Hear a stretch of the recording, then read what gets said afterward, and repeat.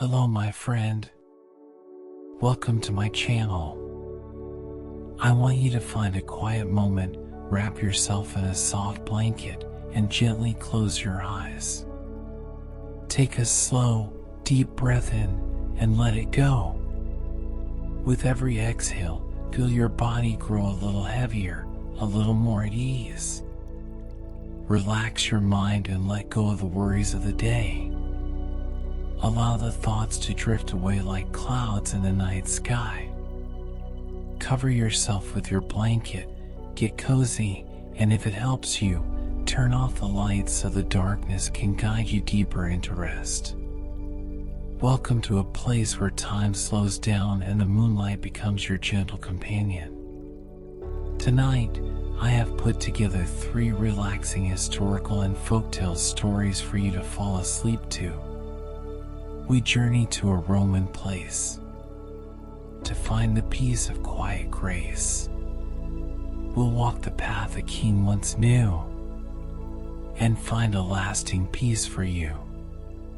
So, get comfy, lay somewhere relaxing, and let's begin.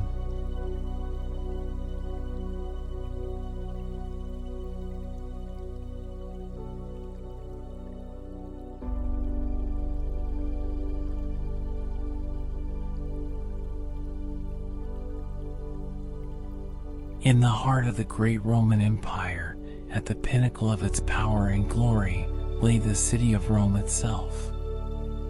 Its marble temples gleamed under the sun, its aqueducts stretched across the rolling hills like the arms of a silent giant, and the thunder of its legions echoed from distant shores. The city was a monument to human ambition, a place of constant, vibrant noise, the clamor of the forum, the shouts of the traders, the rumbling of chariot wheels on the cobblestones. To the rest of the world, Rome was the very picture of strength and unending triumph. But to those who lived and breathed in its shadow, a subtle change was beginning to take hold, a silent unease that no one could quite name. In this sprawling, magnificent city lived a young man named Lucius. He was a quiet, contemplative soul, a stark contrast to the boisterous, ambitious men of his age. He was a junior scribe in the great Roman archives, a place of profound silence and dust, a sanctuary from the noise of the world outside. While his peers dreamed of military glory and political power, Lucius found his peace in the rustling of ancient scrolls and the cool silence of forgotten history. He was a student of Rome's past, but not its loud, triumphant moments. He was drawn to the whispered stories, the myths of its founders, the forgotten wisdom that lay buried beneath layers of glorious marble. Lucius was one of the first to feel the change. It was a coldness that had nothing to do with the weather. It was in the air, in the light, in the very heart of the people. The laughter in the streets had lost its warmth. The grand, magnificent temples seemed to have lost their glow, their marble surfaces now appearing cold and lifeless in the afternoon sun. The people of Rome, once so confident and proud, seemed to be falling into a quiet, pervasive despair. Their sleep was troubled by vague, unsettling dreams they could not remember, and they woke each morning with a profound and unshakable weariness. The great, vibrant city was falling silent, not in its noise, but in its very soul. The official reason for the unease, as declared by the city's senators, was the burden of empire, a necessary weight that came with great power. But Lucius knew, deep in his heart, that it was something else. In his quiet corner of the archives, he had been studying a set of scrolls so old they predated the Republic itself, written in a beautiful, flowing script that few could now decipher. They were the writings of the first scribes of Rome, the keepers of its earliest myths. The scrolls spoke of the anima Romi, the soul of Rome, a living, breathing spirit that was born from the dreams of its founders. It was not a spirit of conquest or glory, but a quiet, beautiful soul that was nourished by the simple, peaceful intentions of its people.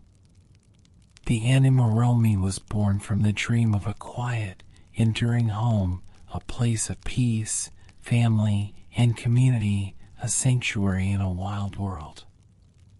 This spirit, the scrolls explained, was Rome's true and secret strength, the quiet magic that allowed it to rise from a small village into a great city. But the scrolls also carried a solemn warning. They spoke of a time when the Anima Romi would fall silent. They said that as the city grew in power and ambition, as its noise grew louder and its dreams turned from home to conquest, the silent spirit would wither. The true soul of Rome, which was its quiet heart, would be drowned out by the thunder of its legions and the clamor of its grand designs. Lucius felt a profound sense of sorrow as he read these words, a recognition of the truth in his own weary soul. The city was dying, not from a political ailment, but from a spiritual one. He went to his master, an old archivist named Valerius, whose eyes, though ancient, held a youthful glint of curiosity. He showed him the scrolls and spoke of the Anima Romi. Valerius listened with a deep, knowing silence. When Lucius had finished, the old man did not speak of emperors or legions, but of forgotten places and a forgotten time. He told Lucius that the first builders of Rome, the ones who had dreamt of a peaceful home, had not built a temple to the Anima Romi in the Forum. They had built a sanctuary for its silent power in the deepest, most forgotten place in the city. They had woven its spirit into the very ground, into a sacred artifact known as the Heartstone. The Heartstone is said to be a piece of the world's first dream, a stone that hums with the memory of pure intention, Valerius whispered, his voice as soft as the rustling of 1,000 scrolls. It was placed at the very core of the city, at the point where all the ley lines of the land converge. It was meant to absorb the quiet prayers of the people, their hopes for a peaceful home, their love for their families. And in turn, it would feed the Anima Romi, keeping the city's soul vibrant. But the scrolls speak of a great silence. They say that when the city's ambition becomes louder than its heart, the Heartstone falls dormant and the Anima Romi withers. Valerius looked at Lucius with a profound weariness. I believe the Heartstone has fallen silent, my boy. I have felt the coldness in the city, the silence in my own heart. The scrolls tell us that only one can reawaken it. Not a soldier, not a politician, but one who still carries the memory of Rome's first, quiet dream. You, Lucius, are that dreamer. Valerius reached into a small, carved wooden box and pulled out a small, intricately worked bronze key. It was ancient, its surface worn smooth with time, but it did not have the form of any key Lucius had ever seen. This is a key to a door that does not exist, Valerius said, his voice a low, knowing murmur. It is said to guide the one with a pure heart to the city's deepest, most forgotten places, to the path that only the spirit can walk. You must go, Lucius. You must find the Heartstone and reawaken it with a pure, quiet intention. The fate of Rome, its true fate, lies not in its armies, but in its silent heart. You must find it and light the flame of its first, quiet dream once more. Lucius felt a profound sense of awe and a quiet, humbling terror. He was not a hero. He was just a boy who loved books. But the thought of a Rome without its quiet soul, a city of cold stone and empty glory, was more terrifying than any enemy legion. He took the bronze key, its cool weight a solemn promise in his hand, and with the setting of the sun, he began his journey. His quest would not take him across a battlefield, but down, deep into the earth, into the forgotten tunnels that lay beneath the magnificent city. The entrance was a hidden passage in the back of the archives, a place so overlooked that it had been sealed by cobwebs and time. He lit a single, small lantern, its light a fragile beacon in the immense darkness, and stepped into a world that no living soul had seen in 1,000 years. The tunnels were cool and silent, the air filled with the scent of damp earth and deep history. The clamor of the city above was a distant, muffled echo, a fading memory of a world he had left behind. He walked for hours, the bronze key in his hand, its surface radiating a faint, almost imperceptible warmth. It was not a physical warmth, but a feeling of direction, a quiet humming that seemed to pull him deeper into the earth. The tunnels were a vast, winding labyrinth, but the key's silent guidance was unwavering. He passed forgotten cisterns filled with still, black water. He passed the buried foundations of ancient temples, their stones covered in a moss that seemed to glow with a faint, otherworldly light. He walked beneath the very roots of the city, a place where the history of Rome was not a story in a scroll, but a living, breathing presence in the stone. He felt the weight of 1,000 years of quiet prayers, of simple hopes, of forgotten dreams of a good life. He felt the true soul of Rome all around him, a profound and sorrowful silence, waiting to be remembered. He descended further, the air growing colder, the silence more profound.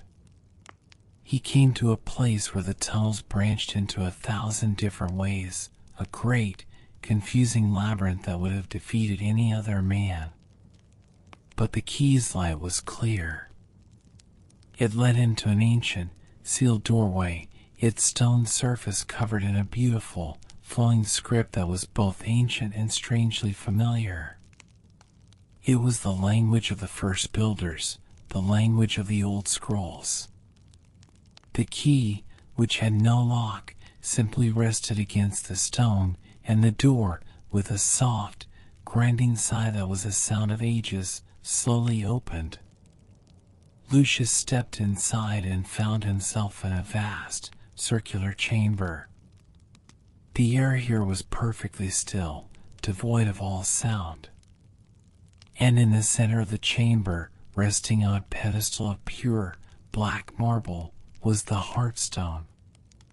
It was an immense, perfectly smooth, egg-shaped stone, as black as the night sky.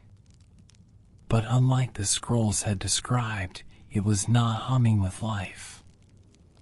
It was completely, utterly silent. A faint layer of dust lay on its surface, a testament to the thousands of years it had sat in the silence. Beside the stone, on a small, empty stand, sat a single, small, unlit bronze lantern. It was the color of the key, but it was cold, its surface a lifeless gray. Lucius knew what he had to do. He had to light the flame of the lantern. He had to use the key in his own pure intention to reawaken the heartstone.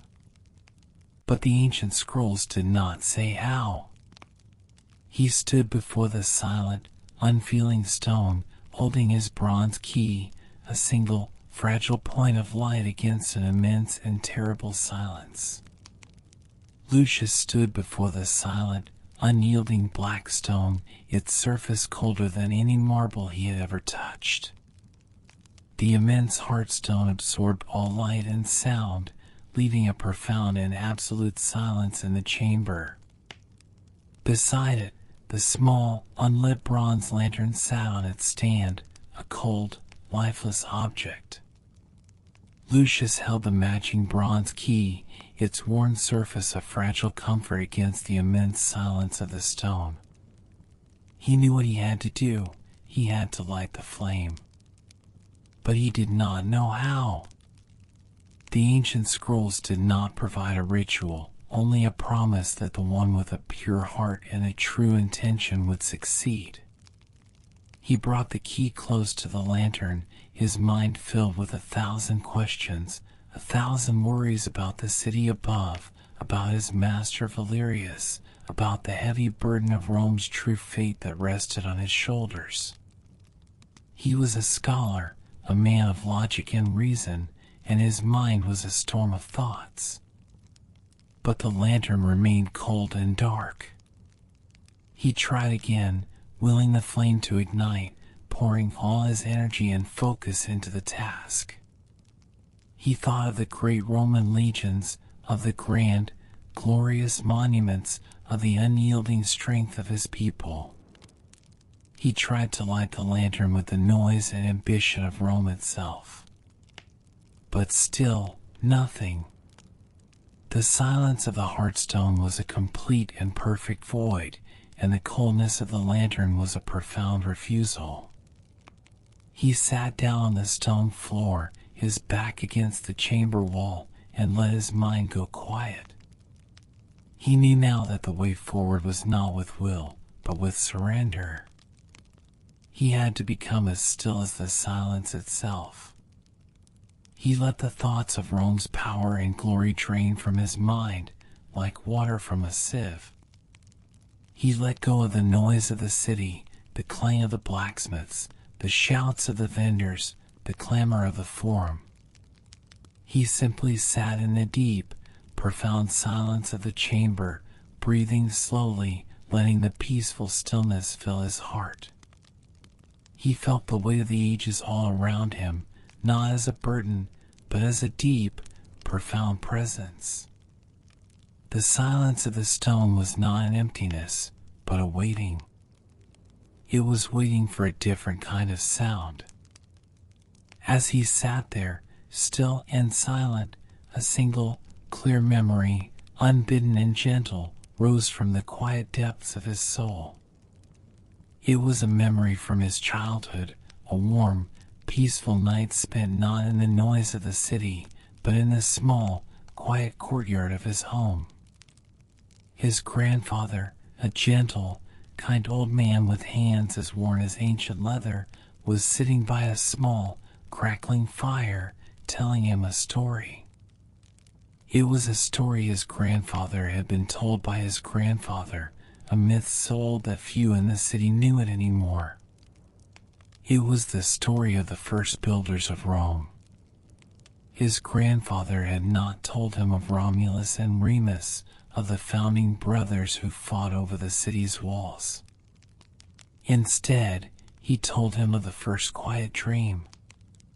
He spoke of a time when the Palatine Hill was a wild, untouched place, a patch of earth covered in wild trees and gentle hills.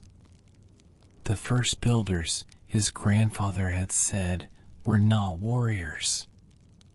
They were wanderers, seekers of a home, a quiet place to lay their heads and raise their children in peace. They did not come with swords and ambition, but with simple tools and a pure, unblemished intention. They looked upon the Palatine Hill, and they did not see an empire. They saw a quiet, enduring home. They did not pray for conquest or glory. They knelt upon the earth and they dreamt of a life of simple goodness. They dreamt of a peaceful community where neighbors would help neighbors, where the bounty of the earth would be shared, where laughter would fill the quiet air. They dreamt of a place where their children would grow up surrounded by a profound and gentle love, a love that would be woven into the very earth. And they took the hearthstone, his grandfather had said, a stone that had fallen from the sky, a piece of the world's first dream, and they buried it at the city's heart. They buried it with their silent prayer, their quiet intention, so that the city's true strength would not come from its power, but from its peace. Lucius sat in the silence of the chamber, and he felt that memory, that quiet, perfect intention, swell within his heart. He felt the love of his grandfather, the gentle, peaceful dream of his ancestors, the pure intention that had built Rome not as a monument to ambition, but as a sanctuary for the human heart. That was the magic. It was not in a spell or a ritual. It was in the quiet, simple power of a peaceful dream. He opened his eyes, the image of his grandfather's kind face still vivid in his mind. He knelt before the unlit lantern, and he placed the key on its cold, bronze surface, not with a logical will, but with a pure, quiet intention. He focused on the memory of his grandfather's story, on the feeling of his gentle love, on the warmth of the small, crackling fire. He let the image of a peaceful Rome fill his heart, a city of quiet homes and gentle people, a place of peace, not of power. And as that pure intention flowed from his heart, through his hands, into the key, and into the lantern, a small, beautiful spark of light flickered to life. It was not a grand, fiery flame, but a small, gentle glow, as soft as a firefly, as pure as a single, quiet thought. The light pulsed with a slow, steady rhythm, a gentle, beautiful heartbeat. The light from the lantern did not stay in the chamber. It flowed from the bronze surface in a soft, luminescent river, a river of pure, quiet intention that moved directly toward the silent heartstone. The light touched the stone's surface, and for a moment, nothing happened. The stone remained a black, silent void. But then, a faint, almost imperceptible warmth began to spread from the point where the light had touched it. A small, inner hum, a sound so faint it was more a feeling than a sound, began to resonate from within the stone itself. And then, a beautiful, swirling light, a pure, soft silver, began to pulse from deep within the stone, a gentle, rhythmic heartbeat of pure energy. The heartstone was no longer silent. It was singing a quiet, ancient song. The anima Romi was stirring. The light from the heartstone flowed out, a warm, gentle tide of pure intention that filled the entire chamber. It was not a blinding light, but a soft, comforting glow, a light that seemed to fill the very air with a sense of peace and profound brightness.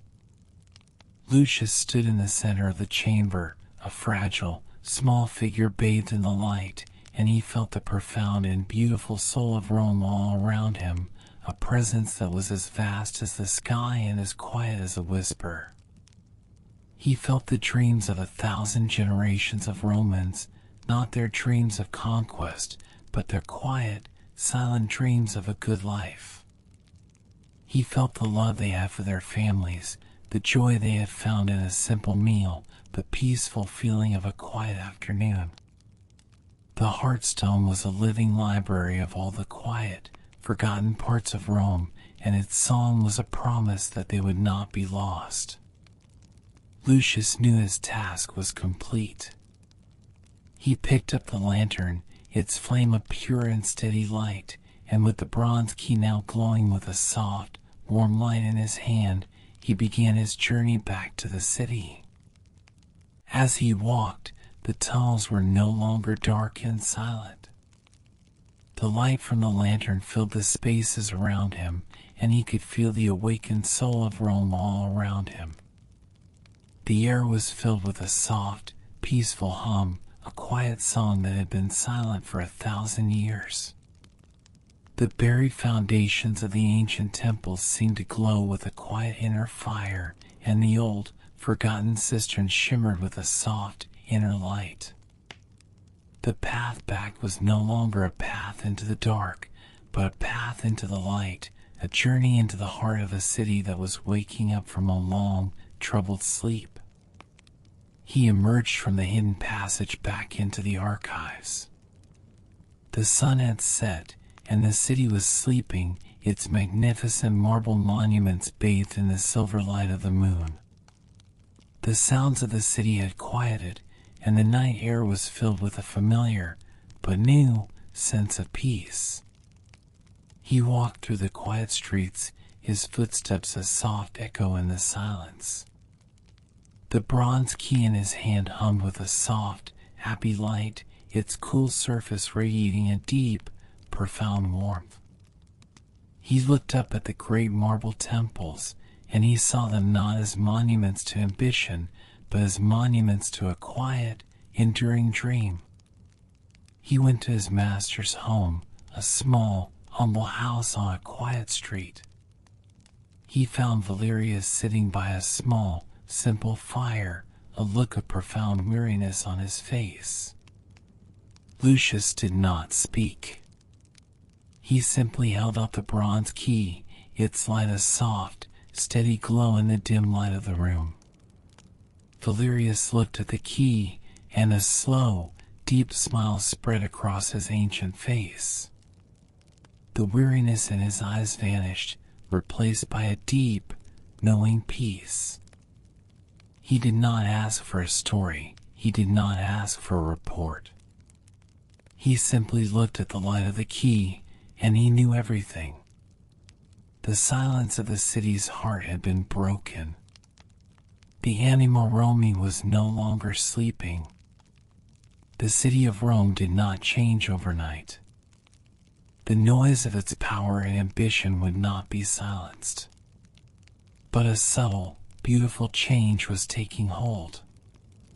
In the mornings, people would wake up with a feeling of deep, profound peace, a feeling of hope that they could not explain. The laughter of the children was a little louder, a little purer. The flowers in the windowsills seemed to have a little more color.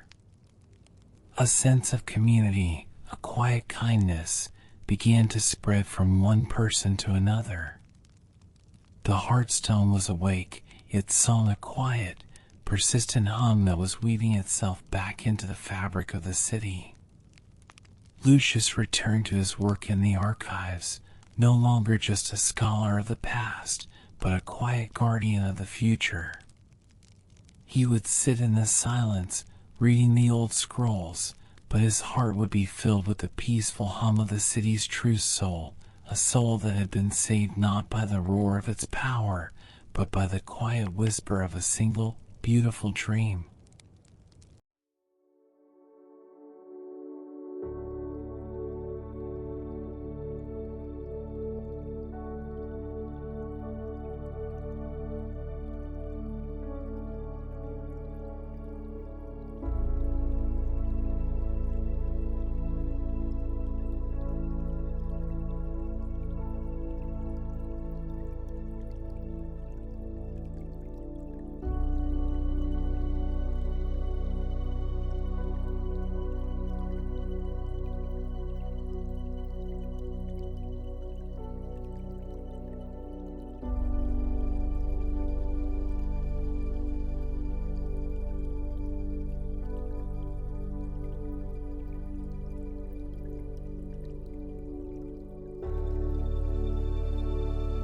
In a time before the great marble monuments and the thundering legions, there was a king who ruled Rome not with a sword, but with a whisper.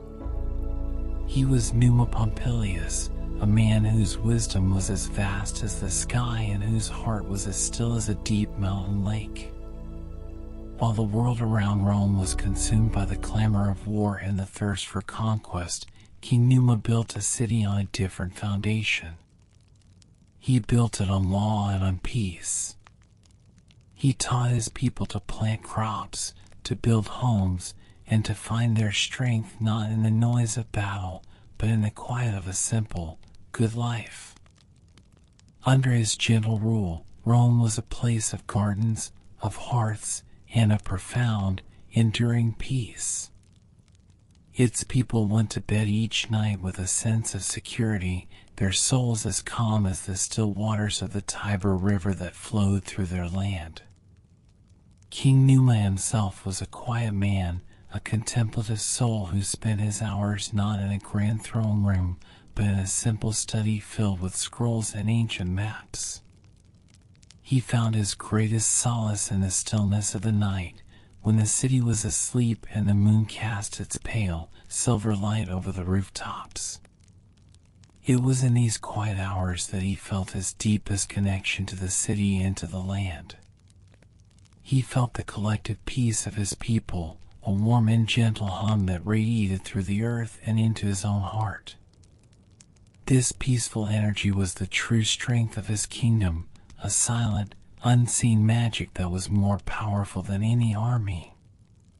But one season, a subtle, cold change began to take hold. It was a change that had nothing to do with the weather or the movements of their neighboring tribes. It was a change in the air, a silent weariness that seemed to seep into the very soul of the city. The laughter in the streets, once so free and joyous, became a little less genuine. The songs of the people, once so full of life, were now tinged with a subtle note of fear. Numa felt it most profoundly in his own heart. His nights, once so still and filled with a deep, restorative sleep, were now restless and troubled. He would wake in the dark hours before dawn, a sense of vague, unexplainable anxiety coiling in his stomach. He was a king who ruled with peace, and yet he could no longer find peace for himself. He went to his most trusted confidant, a mysterious woman known as Egeria, who was said to be a nymph of the sacred spring. She was not a goddess of war or politics, but of quiet wisdom and peaceful counsel. She lived in a small, hidden grotto in a beautiful, ancient grove, a place where the air was always cool and still. Numa would often go to her to seek her guidance, not on matters of law or state, but on matters of the heart and soul. He found her sitting by a small, beautiful spring, its water bubbling with a gentle, harmonious sound. But today, the sound was different. It was fainter, a whisper of a song that was slowly fading into silence. Numa sat down beside her, the anxiety in his chest a heavy, unfamiliar weight. "Egeria," he said, his voice a low, gravelly whisper. "I do not understand. The city is prosperous. The harvests are abundant. Our people are safe. And yet, I feel a great darkness descending upon us. A coldness that has nothing to do with the winter." Egeria did not look at him. She looked at the spring, her face etched with a deep, profound sorrow. "I feel it too, my king," she said, her voice a soft, melancholic echo of the spring's dying song. "The well is drying up. The people are becoming afraid, and their fear is like a great, suffocating vine that is wrapping itself around the heart of the city." She then told Numa a story, a legend so old it had been forgotten by all but a few. She told him of the Fons Tranquillitatis, the fountain of tranquility, a sacred, spiritual well that was the true source of Rome's peace. She explained that the well was not fed by rain or rivers, but by the quiet, peaceful dreams of the Roman people. Every time a person went to bed with a heart full of gratitude and a soul filled with a gentle, loving kindness, a single drop of pure, living water would flow into the well. This water, in turn, fed the spiritual heart of the city, radiating a profound sense of peace and security that protected the people from within. It was Rome's true and secret strength, a silent magic that was nourished by the simple goodness of its people. But now, Egeria explained, the people of Rome were becoming afraid. They were worried about the future, about rival cities, about their own ambition. Their fears were like a poison, a dark, heavy mist that was corrupting the well's waters, turning the flow of tranquility into a cold, stagnant sorrow. The fears of the people, Egeria said, her voice a sorrowful sigh, are manifesting as a great, dark blight that is suffocating the very source of our peace. The waters of the Fons Tranquillitatis are turning to a cold, heavy silence. And you, my king, who are so deeply connected to the soul of this city, feel its suffering in your own heart. Your restless nights are a reflection of the silent, desperate sadness of your people. Numa looked at Egeria, his heart filled with a profound and humbling sense of purpose. He was not a warrior who could defeat a physical enemy, but he was a king who could tend to the spiritual heart of his people. He was a shepherd of their souls. "How do I stop it?" he asked, his voice filled with a desperate urgency. "How do I heal the well and bring back the flow of peace?" Egeria looked at him with a deep, solemn knowing. "The well cannot be healed by a sword or a law, my king," she said. "It can only be healed by a pure and true heart. You must descend into the deepest part of the earth, into the sacred grotto where the Fons Tranquillitatis lies.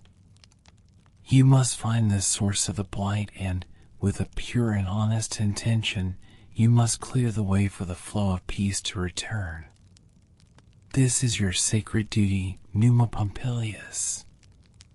The soul of Rome depends on it." Numa did not hesitate. He had never been a man of war or a lover of glory, but he was a man who loved his people with a deep and quiet devotion. He would go to the grotto. He would find the blight. He would bring back the peace. He bid Egeria a silent farewell and began his journey. It was not a long journey in terms of distance, but a profound descent into a place of deep, spiritual significance. He walked with a small, unlit lantern, its presence a simple promise of the light he would carry back with him. The entrance to the sacred grotto was not a grand temple, but a small, hidden opening at the base of a hill, obscured by thick vines and ancient stones. He lit his lantern, its soft, warm light a fragile beacon in the immense darkness, and stepped inside. The air was cool and still, filled with the scent of damp earth and the profound silence of ages. The noise of the city, of the people, of his own worries, was a distant, fading echo. He was walking into a world that existed before time, before law, before Rome itself. He walked for hours, his footsteps a soft, rhythmic whisper in the immense quiet. The tunnels were not dark and terrifying, but beautiful and profound. He passed groves of ancient, sleeping trees whose roots formed intricate patterns on the stone walls. He walked alongside streams that sang a soft, sorrowful song, their waters a deep, luminous blue in the light of his lantern. He passed through caves where the very stones seemed to hum with an ancient, forgotten magic. He was descending not just into the earth, but into the very soul of the land, a place where all of Rome's history, all of its dreams, and all of its fears lay buried. He felt a deep, profound sadness all around him, a feeling of a great, terrible grief that had been silent for ages. It was the sorrow of the earth itself, a sorrow that came from seeing the people of Rome lose their way. He continued his descent, the path growing steeper, the air growing colder, and the silence becoming more and more absolute. He came to a place where the tunnels branched into 1,000 different ways, a confusing labyrinth that would have defeated any other man. But Numa, with his quiet heart, did not need a map. He simply followed the path that felt the most peaceful, the one that resonated with the deep, quiet rhythm of his own soul. His path led him to an ancient, massive stone archway, its surface covered in a beautiful, flowing script that was a language of forgotten wisdom. He stepped through the archway and found himself in a vast, circular chamber, a place of immense, breathtaking beauty. And in the center of the chamber, surrounded by a circle of ancient stones that hummed with a soft, peaceful energy, was the Fons Tranquillitatis. But it was not a well of water. It was a still, motionless pool of a dark, heavy mist, its surface cold and lifeless. The well's once vibrant, peaceful waters had been completely corrupted, their light and life turned to a thick, stagnant silence. And Numa saw the source of the blight. A network of dark, creeping vines, as black as the midnight sky, had grown from the walls and the ceiling, wrapping themselves around the ancient stones, their tendrils sinking deep into the well itself. The vines were not made of wood, but of 1,000 million dark, crystalline fears. They were a manifestation of the people's anxieties, their worries about the future, their silent doubts. They were cold, hard, and unyielding, a great, suffocating web that was strangling the life from the well. Numa stood before the silent well, a single, fragile point of light against an immense and terrible darkness. He knew what he had to do. He had to clear the vines. But he also knew, with a profound and terrible certainty, that he could not simply cut them. For to cut the vines would be to cut the souls of his own people, and that was a burden he could not bear. He had to find another way. He stood before the silent well, holding his small lantern, a single, fragile beacon of hope against an immense and terrifying despair. Numa stood before the silence well, the cold mist of the Fons Tranquillitatis swirling around him. The dark, creeping vines of fear were a formidable enemy, their crystalline forms as hard and unyielding as the very earth itself. He knew he could not fight them with a sword. He was a man of peace, and this was not a battle of strength, but a spiritual war for the very soul of his people. He had come here with a purpose, with a hope, but now, faced with the immense, suffocating weight of the city's collective fear, a cold despair began to settle in his own heart. The air felt heavy, laden with a silent grief.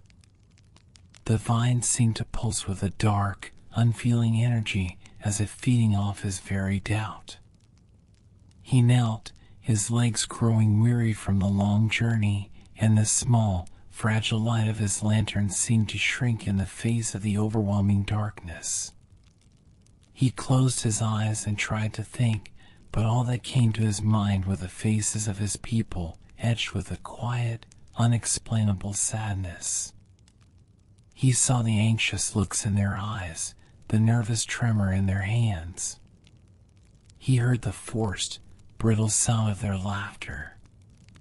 He felt their collective weariness, and for a moment he felt as if the entire weight of Rome was pressing down upon him.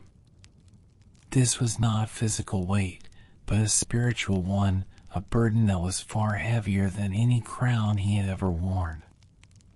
He was a king who ruled with wisdom, and yet, in this sacred, quiet place, his wisdom felt like a useless thing. He was lost. And then, as he sat in the immense, unyielding silence, a new thought came to him. It was a thought that did not come from his mind, but from his heart. The fear of his people was not a physical thing to be fought. It was an absence of something else.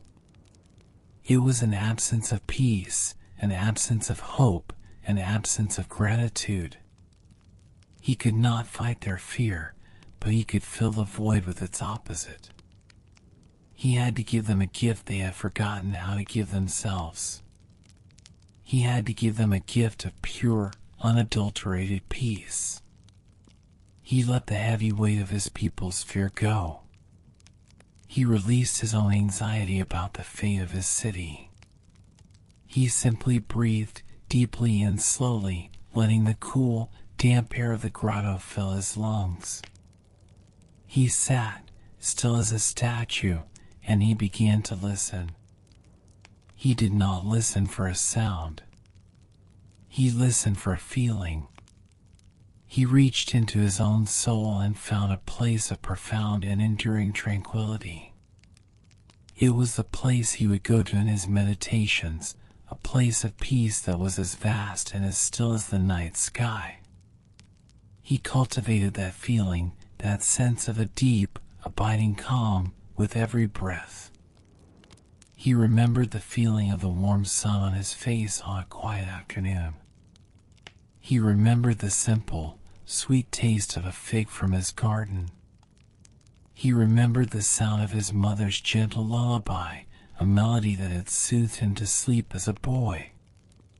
He remembered the feeling of a quiet friendship, a conversation that did not need words. He thought of all the simple, beautiful moments of his life, the moments that had nothing to do with glory or power, but everything to do with peace and stillness. He gathered all these moments into his heart, like gathering a bouquet of 1,000 beautiful, fragrant flowers. He filled himself with the purity of these simple, quiet joys until he felt a soft, inner light begin to grow within him, a light of pure, unshakable peace. He reached out and took his small, unlit lantern. Its surface was cold to the touch, and for a moment, the immense despair of the grotto threatened to overwhelm him once more. But he did not let it. He held the lantern in his hand, and he willed the inner light of his heart to flow from him into the lantern. He did not ask for a miracle. He simply gave what he had. He gave a gift of pure, unblemished peace, a gift of unconditional love for his people. And as that quiet, gentle light from his heart flowed into the lantern, a small, beautiful spark of light flickered to life.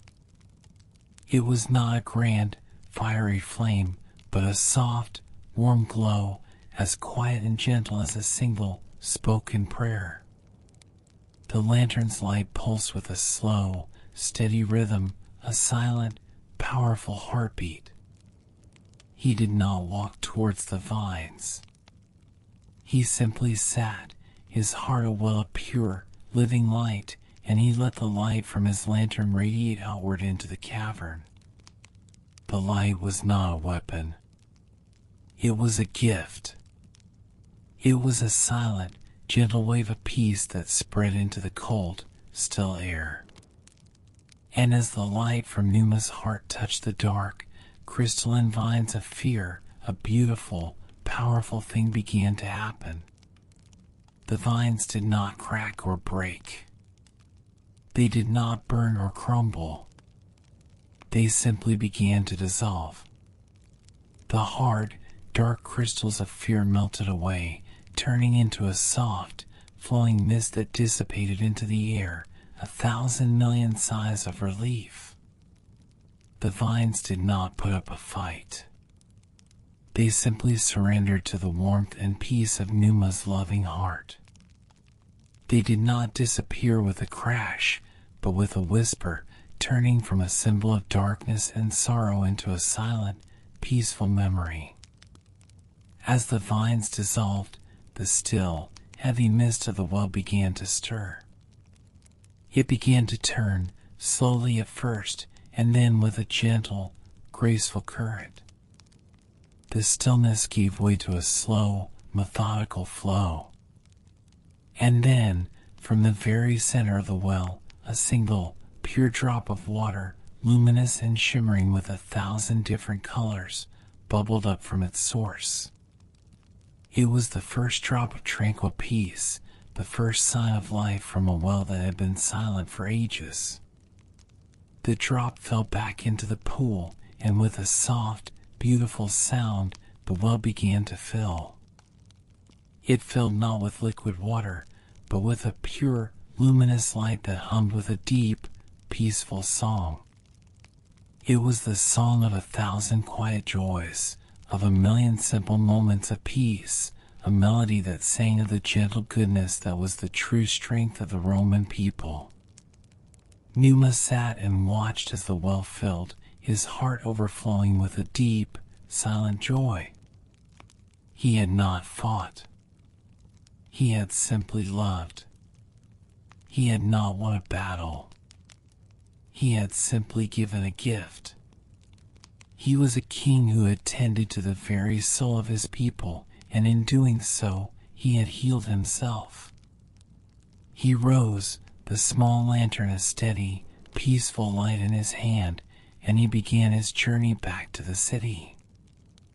As he walked, the now vibrant, humming light of the Fons Tranquillitatis followed him, a river of pure, flowing light that filled the dark tunnels, bringing with it a profound and beautiful sense of peace. He felt the ancient, sleeping spirits of the earth awaken all around him, their quiet, grateful sighs a soft echo in the immense stillness. He was no longer a king walking in darkness. He was a beacon, a shepherd of the light. He emerged from the grotto back into the quiet of the night, the moon casting its silver light over the still sleeping city. The air was cool and crisp, but it no longer held the heavy weight of fear. It felt clean, light, as if a great weight had been lifted from the world. He walked back to his palace, the familiar streets now feeling new and alive to him. The quiet home seemed to hum with a gentle, inner light. The simple stones of the streets felt like a solid, ancient promise. He felt the peace of his people, a warm, soft hum that was returning to the heart of the city, a quiet testament to the enduring power of peace. He returned to his study, and he laid his small lantern down on his table. Its light was still a pure, unshakable glow. He did not need to speak of his journey. He did not need to tell his people of the grotto, or of the dark vines, or of the healing light. For the change had already begun. The next morning, he would wake up with a deep, profound sense of peace. He would walk through the streets, and he would see a change in the faces of his people. He would see a sense of joy in their eyes, a sense of hope in their laughter. The city of Rome would still have its fears, its anxieties, its ambitions. But now, it also had its peace. Numa Pompilius, the silent king, returned to his quiet duties. He would sit in his study, and in the quiet of the night, he would feel the gentle, peaceful hum of his people's souls. He would feel the constant, beautiful flow of the Fons Tranquillitatis, a river of pure, living light that flowed from the heart of the earth and into the hearts of his people. He knew that his greatest strength would not be his laws or his armies, but the profound, quiet peace he held in his own heart. He was a king who had given his people a gift of peace, a gift that would last 1,000 years.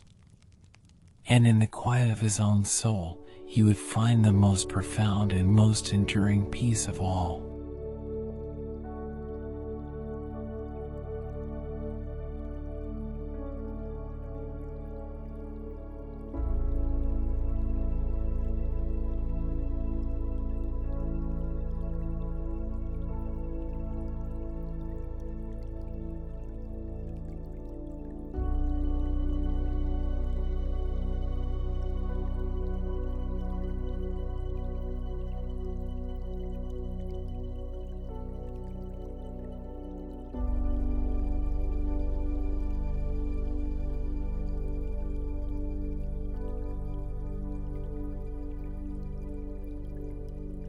In a world where the land ended and the endless, shimmering ocean began, lay a scattering of emerald islands known as the Whispering Isles. They were not marked on any modern map, hidden by perpetual mists and protected by ancient, swirling currents that deterred all but the most seasoned sailors. The people of these islands lived in harmony with the sea, their lives guided by the tides and the silent wisdom of the wind. They were known as the Dream Weavers, for they believed that the fabric of reality was woven from dreams, and that the ocean itself was a vast, liquid dream. On the smallest and most secluded of these islands, one barely more than a mist-shrouded peak, lived a young woman named Lyra. She was not a fisherwoman, nor a weaver of nets, but a guardian of the island's most sacred tradition, the keeping of the dream shells. These were ancient, iridescent conches, each believed to hold the sleeping dreams of a specific islander. When a person was troubled, or when the island faced a difficult choice, they would come to Lyra. She would select their dream shell, hold it to her ear, and listen, not for sound, but for the echoes of their deepest desires, their unspoken fears, and the forgotten wisdom that resided within their subconscious. It was a sacred trust, for Lyra had the rare gift of truly hearing the whispers of the dream world. Lyra's days were spent in a small, circular hut made of woven reeds and driftwood, its walls adorned with shimmering abalone shells. Inside, on shelves carved from polished volcanic rock, sat hundreds of dream shells, each glowing with a faint, inner light. Lyra's touch was gentle, her movements as fluid as the ocean itself, as she carefully tended to her charges. To her, each shell was a universe, a miniature world of silent thought and unspoken emotion. She felt the warmth of contentment, the chill of worry, the vibrant pulse of hope within each one. She was a silent listener, a gentle interpreter of the soul's hidden language. But recently, a profound and unsettling change had begun to spread across the Whispering Isles. The dreams of the islanders, once vibrant and clear, were growing dim.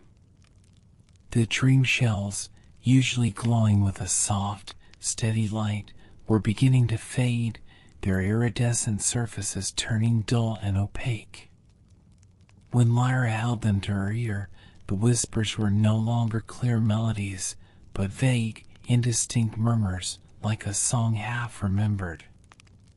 The islanders, too, felt the change. They woke each morning feeling restless and unrefreshed, their minds clouded by a vague anxiety they could not name. Their usual resilience, their deep connection to the sea, seemed to be weakening. The very fabric of their reality, woven from dreams, was becoming thin and fragile. Lyra went to the elder of the Isles, a wise old woman named Mara, whose eyes held the same deep, ancient wisdom as the ocean itself. Mara listened as Lyra spoke of the fading shells and the dimming dreams, her face etched with a familiar, sorrowful understanding. "I felt their silence, child," Mara said, her voice a low, gravelly whisper like the shifting of pebbles on the shore. "I felt the dream tide turning. The people are forgetting how to dream with their full hearts. They are letting the concerns of the waking world, the worries of the day, seep into their sleep. Their dreams are no longer wild and free, they are becoming bound by fear." Mara then told Lyra a legend, a myth so ancient it was spoken only in hushed tones, reserved for times of great spiritual peril.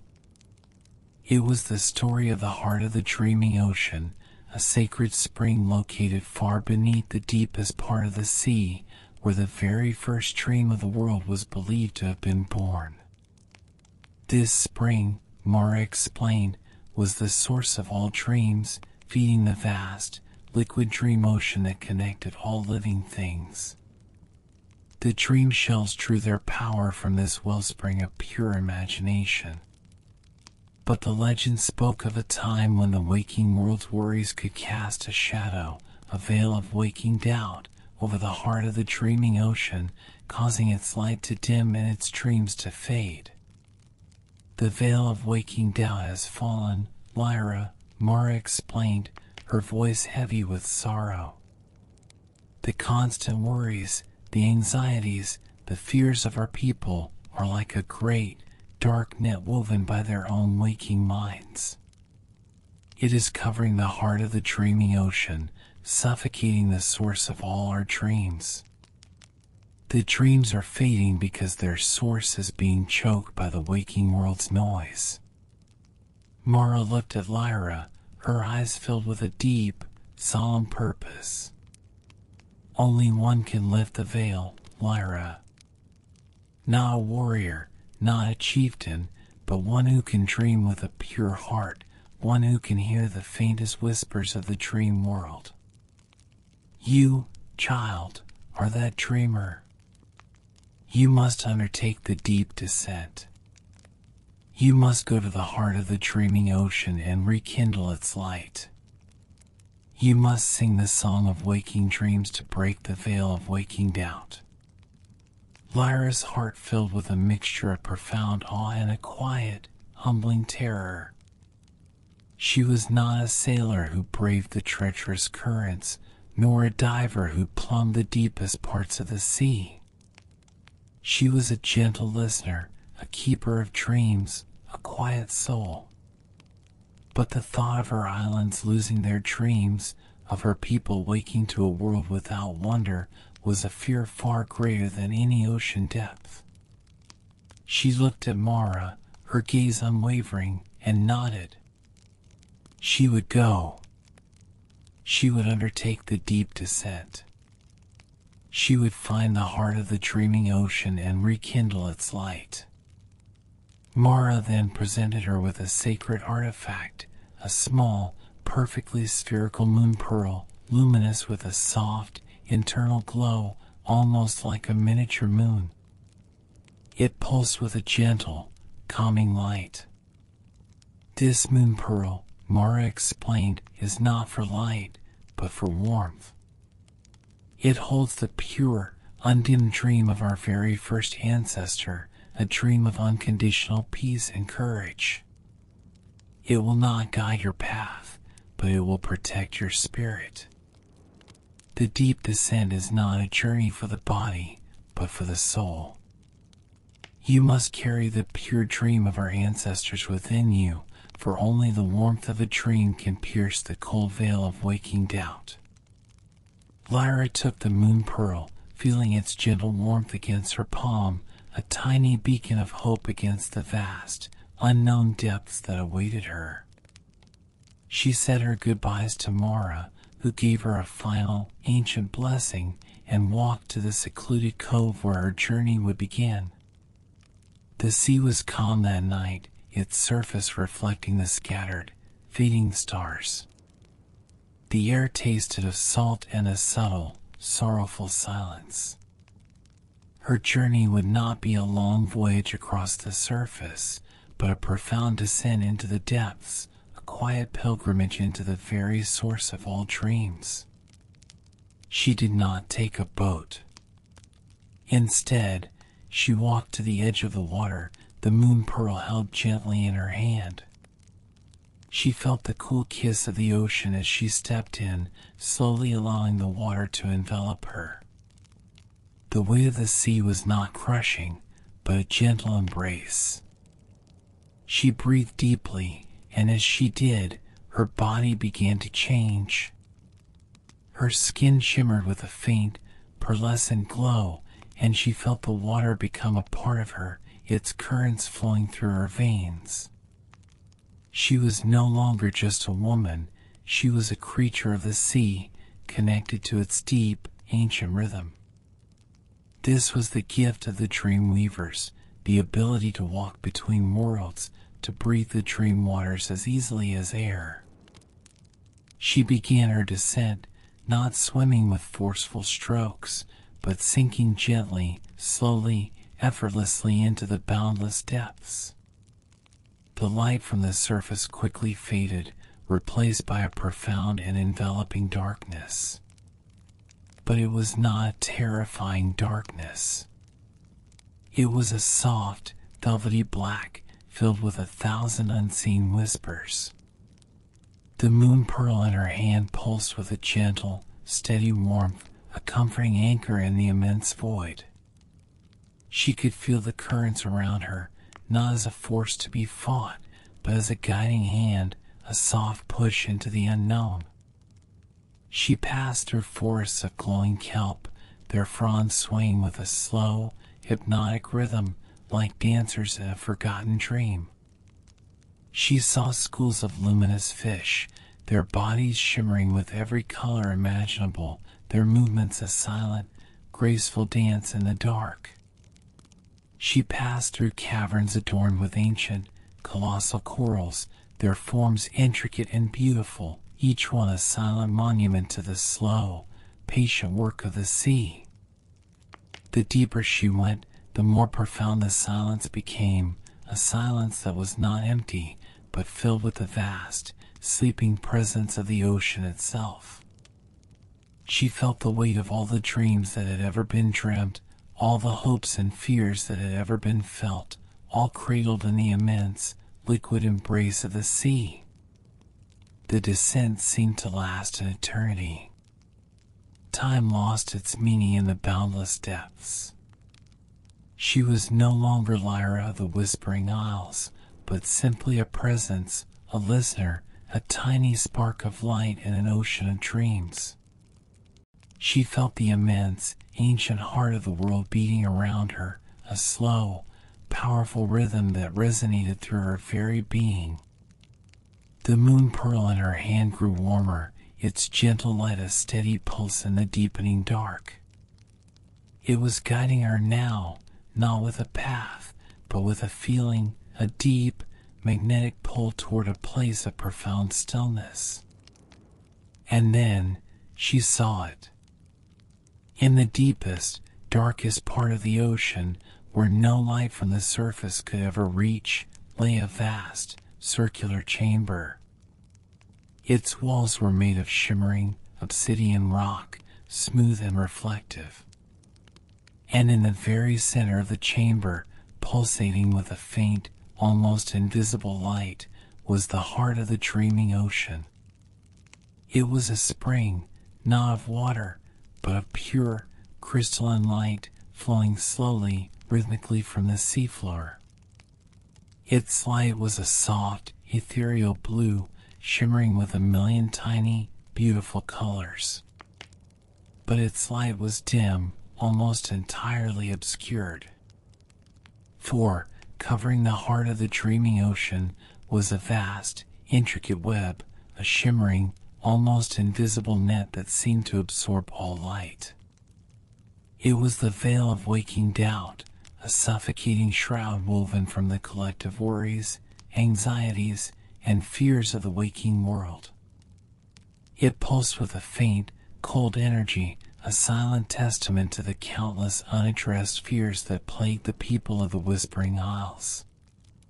The veil was not made of physical threads, but of solidified thought, a barrier of profound, collective unease. The dreams could not flow, and the heart of the dreaming ocean was slowly, silently dying. Lyra stood before the immense veil, holding her small, warm moon pearl, a tiny, fragile beacon of hope against a vast and terrifying darkness. She knew what she had to do. She had to sing the song of waking dreams. She had to break the veil. But how did one sing to a veil of doubt?